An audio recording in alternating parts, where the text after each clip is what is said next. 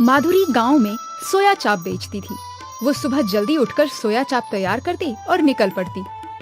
सोया चाप ले लो, बढ़िया स्वादिष्ट प्रोटीन से भरी चटपटी सोया चाप। अजी सुनिए, आज मेरा खाना बनाने का मन नहीं है। सोया चाप वाली माधुरी आई हुई है, उसी से चाप खरीद लीजिए और खेत पर ले जाइए। तुम्हारा कभी खाना बनाने का मन होता है? इससे अच्छा तो मैं सोया चाप वाली माधुरी से ही शादी कर लेता। अब जाओ चाप ले आओ। सुनो माधुरी बहन, 20 रुपए की चाप दे दो। बहन जी, 20 रुपए की चाप से आपका और आपके पति का पेट कैसे भरेगा? दोनों कितने दुबले पतले होते जा रहे हो। अरे कम से कम 50 की चाप तो खरीदो, ये प्रोटीन से भरपूर होती है।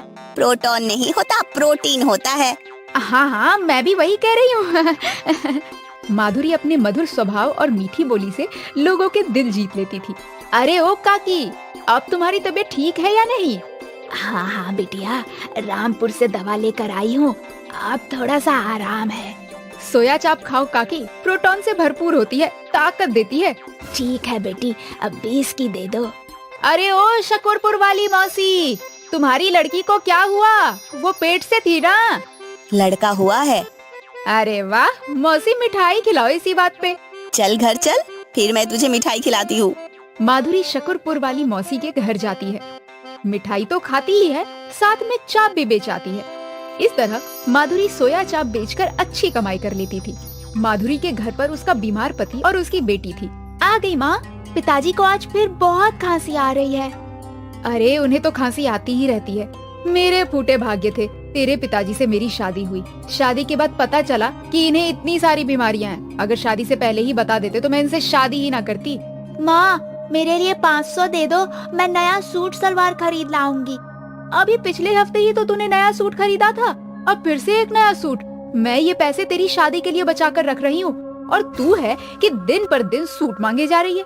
सारे पैसे कपड़े में ही उड़ा देगी तो मैं लड़के वाले को दहेज में क्या दूंगी? मुझे परवाह नहीं है दहेज वहेज की, सूट के पैसे दे दो वरना घर छोड़कर चली जाऊंगी। मजबूरी में माधुरी को अपनी बेटी को पैसे देने ही पड़े। काश किसी तरह मैं जल्दी से अमीर हो पाती। गांव में ढाकन नाम का एक सपेरा रहता था।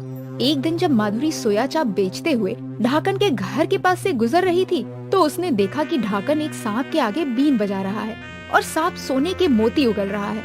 माधुरी ने सोचा कि अगर वो सांप उसे मिल जाए तो वो एक झटके में अमीर हो जाएगी। माधुरी ढाकन के घर के अंदर गई। और ढाकन भैया, क्या हाल चाल है? पत्नी बच्चे सब सही से तो है ना?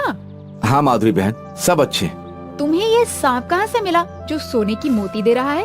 अरे माधुरी बहन, क्या हुआ? अभी कुछ महीनों पहले की बात है, लॉकडाउन लगा हुआ था।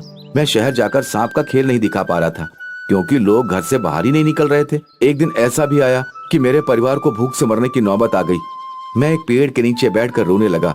वहाँ मुझे एक सांप पड़ा हुआ दिखा। सांप घायल था, शायद उसके ऊपर से कोई वाहन गुजर गया था। मैंने सांप की मरहम पट्टी की और उसे दूध पिलाया। बाद में पता चला कि ये कोई साधारण सांप नहीं है। इसके आगे बीन बजाओ तो ये सोने के मोती देता है। सब भगवान की कृपा है।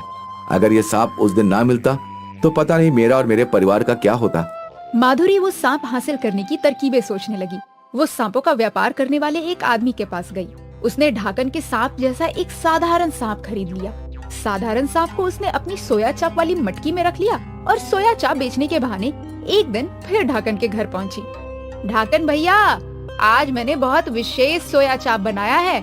गांव में सभी लोगों ने इसका स्वाद चखा है। थोड़ी सी बची है, आप भी ले लो। अच्छा, विशेष चाप बनाई है तो मैं भी जरूर खाऊंगा। जरा मैं अंदर से बर्तन ले आऊं। ढाकन जब अंदर बर्तन लेने चला गया, उतनी ही देर में माधुरी ने सोने के मोती देने वाले सांप को अपनी मटकी में रख लिया और उसकी जगह साधारण सांप ढाकन के घर छोड़ दिया। लो माधुरी, चाप को इस थाली में रख दो। अरे माधुरी बहन, पैसे तो लेती जाओ। पैसे की क्या बात है ढाकन भैया, वो तो मैं कभी भी ले लूंगी। माधुरी को सोने की मोती पाने की जल्दी थी। वो जल्दी से अपने घर पहुंची। उसने मटकी से सांप बाहर निकाला और सांप के सामने बीन बजाना शुरू कर दिया। हे सांप देवता, अब जल्दी से सोने की मोती दे दो। सांप ने अपने मुंह से मोती की जगह एक तेज फुंकार मारकर ढेर सारी आग निकली। अरे रे, मर गई रे! अरे जला डाला मुझे इस सांप ने, बचाओ कोई। मैं जरूरतमंदों की मदद करता हूँ, लेकिन तुमने लालच में मेरा इस्तेमाल करना चाहा, इसीलिए मैंने तुम्हारा चेहरा जला दिया।